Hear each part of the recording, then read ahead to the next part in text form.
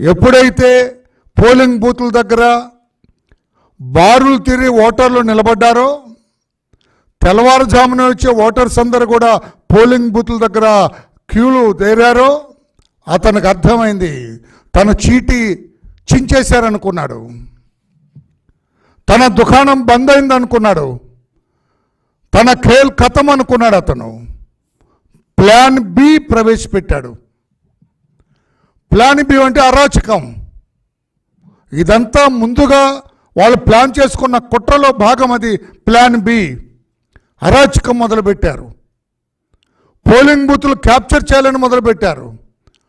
Polling బూత్లో ఎక్కువ మంది తెలుగుదేశం పార్టీకి సానుభూతి పరులు ఓటర్స్ కనపడితే అక్కడ విధ్వంసం సృష్టించడానికి ప్రయత్నం చేశారు.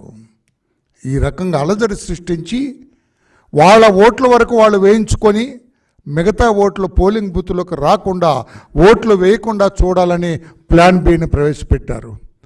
కానీ ఓటర్లందరూ కూడా అకుంఠితమైన దీక్షతోటి, అచంచలమైన విశ్వాసంతో ఈ నరరూప రాక్షసుడు వెళ్ళిపోవాలి, చంద్రబాబు గారు రావాలి, ఆ ఎన్డీఏ కూటమి రావాలి, అప్పుడే ప్రజాస్వామ్యం రాష్ట్రంలో పరిఢవిల్లుతుంది, అప్పుడే రాజ్యాంగపరమైన పరిపాలన వస్తుంది, అప్పుడే ప్రజా పరిపాలన వస్తుందన్న నమ్మకంతో వాళ్ళు చూపించిన ఆశలకి ఆశపడలేదు. వాళ్ళు ప్రలోభపెట్టారు, ప్రలోభపడలేదు. వాళ్ళు భయపెట్టారు, భయపడలేదు. కర్రలతో కొట్టారు, భరించారు. రక్తం ధారలుగా కారుతున్నా కూడా భరించారు. ఓర్పుగా వెళ్ళి ఓటు వేశారు. మరి ఒక మహిళ తల చితికిపోయినా కూడా నేను ఓటు వేయాల్సిందని ఆ మహిళ చెయ్యి అడ్డం పెట్టుకొని పోలింగ్ బూత్లోకి వెళ్తే నరహంతకులైన వీళ్ళ గుండె మనస్సు కరగలేదు. అంతటి దుర్మార్గులు వాళ్ళు. రాష్ట్రమంతా కూడా అన్ని చోట్ల అరాచకం సృష్టించారు, దౌర్జన్యం సృష్టించారు. ఓడిపోతూ ఉన్న నిరాశ నిస్పృహలు వాళ్ళకి వెంటాడుతూ ఉన్నాయి. నిరాశ నిస్పృహలతోటి వైకాపా పార్టీ, జగన్మోహన్ రెడ్డి గారు అనే టీం కొట్టుమిట్టాడుతున్నారు. ఫ్రస్ట్రేషన్ అంటాం ఇంగ్లీష్లో. ఫ్రస్ట్రేషన్తో కొట్టుమిట్టాడుతూ ఇష్టం వచ్చినట్లుగా అలజలు సృష్టించి కనిపించిన తెలుగుదేశం పార్టీ కార్యకర్తలందరూ కూడా కొట్టాలని భావించారు. లేదా మాచర్లలో ఏంటండి అరాచకం ఏంటండి? అలా పోలీసు వ్యవస్థ అసలు ఉన్నదా? పోలీసు వ్యవస్థ వెంటనే ఆ పిన్నెల్లి బ్రదర్స్ ఇద్దరిని కాళ్ళు కొట్టి లోపల పడేద్దండి, మెడబెట్టి గంటి లాకప్లో తాళం వేసేద్దు. లాకప్కి వాళ్ళిద్దరిని ఎట్లా అలవ్ చేస్తారండి? ఆ వీడియో మావాడు కారులో వెళ్తూ వీడియో తీశాడు. అక్కడ ఏదో యుద్ధానికి వెళ్తున్నట్టుగా రాడ్లు పట్టుకొని, కర్రలు పట్టుకొని, కత్తులు పట్టుకొని వాళ్ళు వెళ్తూ ఉంటే చోద్యం చూస్తారా పోలీసులు? తమాషా చూస్తారా పోలీసులు? మీరేమన్నా సినిమా పోలీసా? మీరేమన్నా నిజమైన పోలీసా? చట్టాన్ని కాపాడవలసిన మీరు, ధర్మాన్ని కాపాడవలసిన మీరు, చట్టబద్ధంగా వ్యవహరించవలసిన మీరు కర్రలు కత్తులతోటి వాళ్ళు వెళ్తుంటే చోద్యం చూస్తారా? వాళ్ళు కార్డన్ చేయొద్దు, వాళ్ళని పికప్ చేయొద్దు, ప్రివెంట్ వర్క్ చేయొద్దు, ఏం చేయకుండా చోద్యం చూస్తున్న ఈ పోలీసు వ్యవస్థని ఏమనాలో మాకు అర్థం కలదు. ఎలాగో వాళ్ళు బయట తిరిగి అర్హత ఏముంది? పిన్నెల్లి బ్రదర్స్కి కాళ్ళు కొట్టి లోపల పడేయాల్సింది పోయి ఎలవ్ చేస్తారా? అక్కడ చంద్రగిరిలో ఆ నాని అతను చాలా డొసైల్ మ్యాన్, చాలా మెతక మనిషి, మంచివాడు అతను ఇష్టం ఆయన చంపాలని ప్రయత్నం చేశారు. That is a clear case of attempt to kill him. అతను చంపడానికి ప్లాన్ చేశారు. ఎందుకంటే ఆ చెవిరెడ్డి ఫ్యామిలీ, చెవిరెడ్డి తండ్రి కొడుకు ఓడిపోతున్నారు. అక్కడ వాళ్ళకి స్పష్టంగా తెలుసు తాము ఓడిపోతున్నామని. అందుకే మా నాయకుడు నానిని లేపేద్దామని ప్లాన్ చేశారు. పోలీసులు చోద్యం చూస్తున్నారు.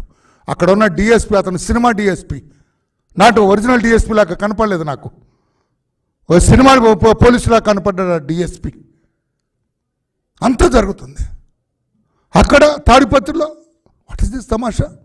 ఈ చెవిరెడ్డి బ్రదర్స్ని అరెస్ట్ చేద్దండి. బ్రదర్స్ తండ్రి కొడుకుల్ని బయట తిరిగి అర్హత ఉందా వాళ్ళకి? కాళ్ళు ఎరగొట్టి మొత్తం బట్టలు తీసి లోపల పడేయాలి ఇద్దరిని. బయట తిరిగి అర్హత లేదని చెప్పాలి వాళ్ళిద్దరికి. అటువంటిది ఇష్టం వచ్చినట్లుగా జీ హుజూర్ అని పనిచేస్తారా? ఏం పోలీస్ అయ్యా మీరు? తాడిపత్రిలో ఎవరే అతను అనకూడదు, అతను పెద్దారెడ్డి. ఏం పెద్దారెడ్డి? పేరు పెద్దారెడ్డి కానీ చాలా చిన్నారెడ్డి అతను, బుద్ధి లేని రెడ్డి అతను. పేరు మాత్రం బ్రహ్మాండ పెద్దారెడ్డి అని పెట్టుకున్నాడు. ఏమే అసలు మనిషివేనా నువ్వు? మానవత్వం ఉందా? అక్కడ పోలీసులు ఆ చైతన్య రెడ్డి, అతను DSP Chaitanya, most useless police officer Andhra Pradesh రాష్ట్రంలో, మోస్ట్ యూజ్లెస్ పోలీస్ ఆఫీసర్. నేను సారీ, నా నోటితో అటువంటి పలకను నేను. నాకు ఎప్పటికీ పోలీసులు అంటే గౌరవం, నా ఫ్యామిలీ నా రక్తంలాగా ఫీల్ అవుతాను నేను. అతను ఎంత ఎస్కట్ లాగా తిరుగుతున్నాడు డిఎస్పీ. ఏమే నువ్వు ఎమ్మెల్యే అయితే నాకేంటి, నువ్వు మినిస్టర్ అయితే నాకేంటి, మెడబెట్టి వేస్తావట దెబ్బ లోపల పడతావు అని చెప్పొద్దు. ఎస్కట్ చేస్తున్నాడు, ఫాలో అవుతున్నాడు పెద్దారెడ్డిని. తీసుకెళ్ళి లోపల పడేయాలా, లాకప్లో పడేయాలా, ఏదో ఊరు తీసుకెళ్ళటం ఏంటి? ఎంత అరాచకం చేశాడండి అక్కడ, ఎంత అరాచకం చేసిన వ్యక్తి అతను. ఈ రకంగా చేస్తుంటే ఇది ఎక్కడే లా అండ్ ఆర్డర్, ఇది ఎక్కడ శాంతి పద్ధతులు అని చెప్పి కూడా నేను అడుగుతూ ఉన్నాను. నేను అన్ని చోట్ల అనంతపురం జిల్లాలో కానీ ప్రతి చోట దాదాపు 119 చోట్ల 119 కాన్స్టిట్యుయెన్సీస్లో ఈ అరాచకం జరిగింది. 119 విక్టిమ్స్, 25 కాన్స్టిట్యుయెన్సీలు, 25 కాన్స్టిట్యుయెన్సీలో 119 సంఘటనలు జరిగినాయి. అది శాంతి భద్రతలు సజావుగా ఉన్నట్ట, శాంతి భద్రతలు సజావుగా మెయింటైన్ చేస్తున్నట్ట. అందుకే చంద్రబాబు నాయుడు గారు చెప్పారు, మీరు గవర్నర్ని కలవండి.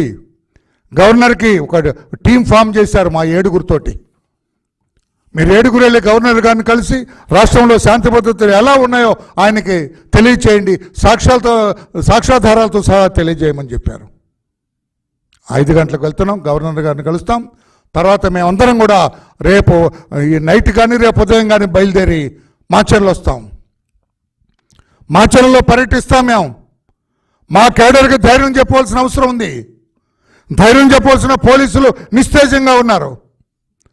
శాంతి భద్రతలు సజావుగా ఉన్నాయి, మీకేం భయం లేదని చెప్పవలసిన పోలీసులు నిస్తేజంగా ఉన్నారు. They are staring at the incidents. అందుకే మేము మా కమిటీ వెళ్తాం, కమిటీ పర్యటిస్తాం. మాచర్ల, తాడిపత్రి, నరసరావుపేట, అనంతపూర్, చంద్రగిరి వీటన్నిటిలో కూడా ఈ కమిటీ పర్యటిస్తుంది. అక్కడ ఏమేమి జరిగిందో వాస్తవాలన్నీ కూడా సేకరించి మా చంద్రబాబు నాయుడు గారికి ఒక నివేదిక కూడా ఈ కమిటీ ఇస్తుందని చెప్పి కూడా తెలియజేస్తున్నాం. గవర్నర్ గారు కూడా దయతో రాష్ట్రంలో ఏం జరుగుతుందో కూడా చూడాలి, ఏ రకంగా వ్యవహరిస్తున్నారో. కొంతమంది పోలీసులు ఇంకా కూడా జగన్మోహన్ రెడ్డి గారు కనుసన్నల్లో నడుస్తున్నట్టుగా ఉంది. అది సరైనది కాదు అని చెప్పి కూడా తెలియజేస్తూ చట్టబద్ధంగా వ్యవహరించండి, మీ పరిధిలో మీరు వ్యవహరించండి. You are answerable to the public, not to Jaganmohan Reddy, not to Chevireddy, or not to Peddareddy or Kethireddy. మీరు ఎవరికి ఆన్సరబుల్ కాదు, మీరు ప్రజలకు ఆన్సరబుల్, చట్టానికి ఆన్సరబుల్, ప్రభుత్వానికి ఆన్సరబుల్.